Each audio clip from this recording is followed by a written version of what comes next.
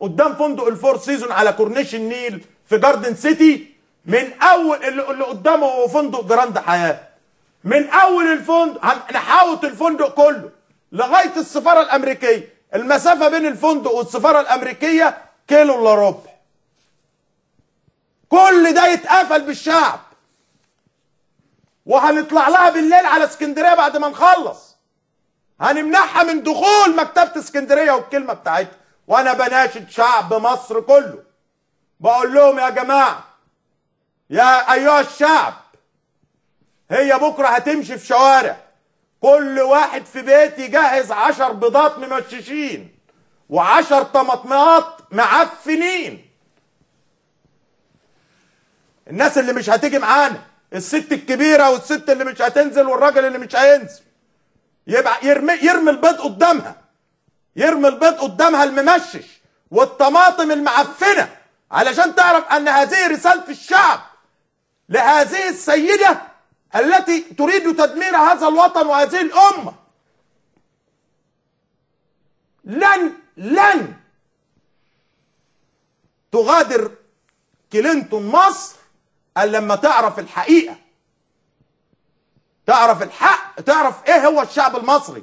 بكره ربنا سبحانه وتعالى الهم امريكا انها تبعت وزيره خارجيتها علشان الشعب المصري يسترد كرامته قدام العالم كله.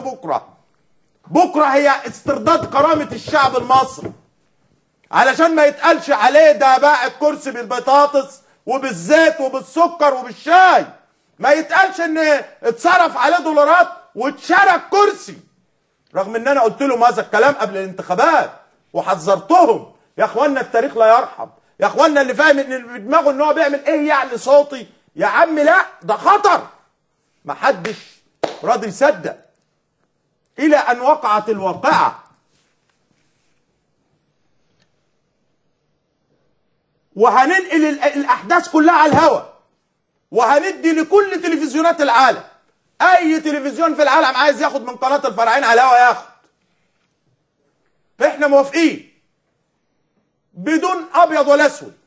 ويا شيخ اقسم بالله انا اخر مليم معايا اللي هننقلهم بكره بيهم دول بقى، والله العظيم وربي اعلم. بكره هيتكلف مبلغ تصدقي بالله انا من امبارح نايم على الارض لان عايز عمليه في ظهري بقالها 3 اشهر. الف سلامه يا دكتور. ووالدتي جاتني وقالت لي اعمل العمليه بالمنظار مش هتاخد وقت، وادتني المبلغ اللي هي ادتهوني هو اللي انا هنقل بيه على الهوا. ومتهيألي كل الشباب شايفين لما باجي نازل من العربيه بيشدوني ازاي، وما بقدرش اقف على رجلي، ورغم ذلك رايح بكره، ولو على نقاله هروح، ولو على كرسي هروح.